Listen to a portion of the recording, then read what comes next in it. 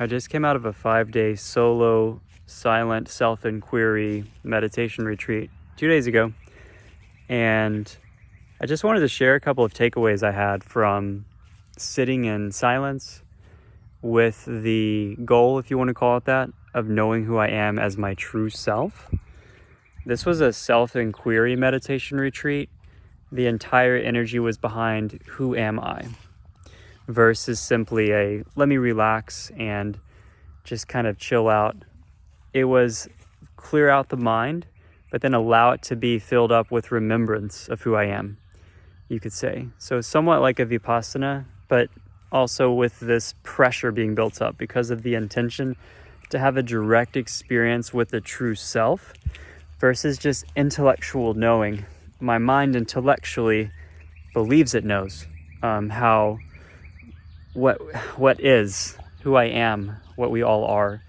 And, from spiritual teachings and practices and a lot of other masters, you could say, right, who have been in the state or are in the state of samadhi, enlightenment, whatever you want to call it, that full true union. In doing plant medicine, I've had experiences that are much beyond the norm as the separate, individualized self. But it was still more of perceiving as a third party the totality of the self versus actually being it. And so that was the purpose of this 5-day retreat. There's been a pull, a draw. It's not that my ego had this desire. I did not want to do this retreat, trust me. I didn't want to. I did a 3-day one a few months ago, and it's not something the mind wants to do. The mind wants to stay busy. The mind wants to keep doing and keep thinking and keep active and stay aware, or not aware, but in this game, right? And so, yeah, full pause on that. Absolutely no contact with anyone. I was just here at home. I walked around a lot, and beautiful to be in nature and everything like that. But I was outside, I was inside, 2-hour meditation, and then, a simple breakfast, 1.5-hour meditation, go for a walk, 1-hour meditation, 1-hour yoga, simple lunch, 1-hour meditation, go for a walk, 3-hour meditation, simple dinner, that sort of thing for 5 days. The last day was a full fast. But yeah, just some takeaways. I don't want to go too deep into, I want to go really deep, but in a shorter period of time. So that is useful for you. If you're on the path of deeper understanding of this, not understanding is not true. The path of knowing who you are, the path of non-dualism even, if you want to call it that, or self-inquiry. And yeah, I highly recommend doing something like this. I was inspired by Daniel Schmidt and the documentary Awakening Mind. He has the Samadhi series documentaries, also Inner Worlds, Outer Worlds. Amazing information, if you want to call it that. But yeah, the Awakening Mind documentary, when I saw it, it really started to shift my meditation style more to a silent practice like this and a pure beingness. The point is, the big takeaway was you don't have to do anything. It's so crazy. That's what you're taught, that's what you hear, but it was very clear to me. You don't have to do anything. As long as you can not use the mind, as long as you can not interject the mind into the moment, everything else happens for you, if you want to say that. The prana, the chi, the life force energy literally will work its way through. It's always coming up. It's always trying to make that full completed circuit. Root to crown, kundalini energy, complete opening of all the chakras, awareness, remembrance of the true self comes through, and you are the true self, individualized, living life through form. So that's always essentially being attempted to have happen.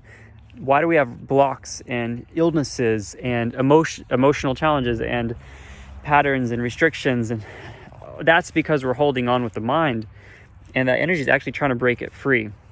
So when you get into the state, you'll definitely have a lot of prana energy events. It was there the first couple of days, but day 3, that 3-hour meditation, very, very powerful. I actually felt visceral things in my crown. It was as if my crown was opening and moving in a way that, it was unlike anything else I've ever felt. It was very tangible. some very strong energy events. The last day, I started my meditation in the morning, which was going to be 2 hours, and I ended up meditating for 6.5 hours straight because the energy got so high that I just stayed there. I stayed with it. I'm like, well, I can't leave this. I was in this cocoon where my physical body didn't even feel discomfort much. I mean, there was some effort, but it was fascinating. And there was this quiet peace that would happen. There were different phases and pockets of it. But basically, absolutely crazy things that happened. In this particular event, I didn't have what would be called a kensho, which is this direct experience, sort of mystical thing. And yeah, for whatever reason, even though I thought that perhaps it would happen, it didn't in this particular one. But a lot of changes, reorganization, and yeah, the energy works through. Everything happens for you. Purification, the cleaning out. If you let go and you let it, even there are fears that come up, there are worries, there's discomfort, trust, like that's part of it, of course. The mind has to let go, but if the mind truly lets go and opens up, and you're able to not have those topical thinking processes and even the subtle ones, like wanting something to happen, trying to expect what will come next, what time is it, all those things, the very subtle mind processes, it all happens for you. Whether you're talking about healing your body, or anything else, it all just happens for you. And that's how life works too. It all happens for you. And it became very clear that it's like we're on this bicycle pedaling really hard to create electricity for our house. You're like, I got to pedal really hard every day. But there are solar panels the whole time on top of the house that are actually powering your house. It's an illusion that you pedaling so hard is making the electricity and the energy. It was very clear to me. So that was the big takeaway I wanted to point out.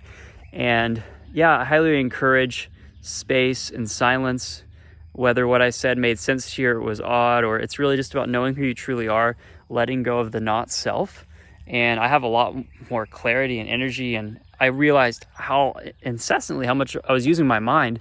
Even though I've been meditating every day for years, it was very different to turn everything off and have that intent. So love to hear if you've done a self-inquiry retreat, solo or silent meditation retreats, any experiences, and yeah, let me know.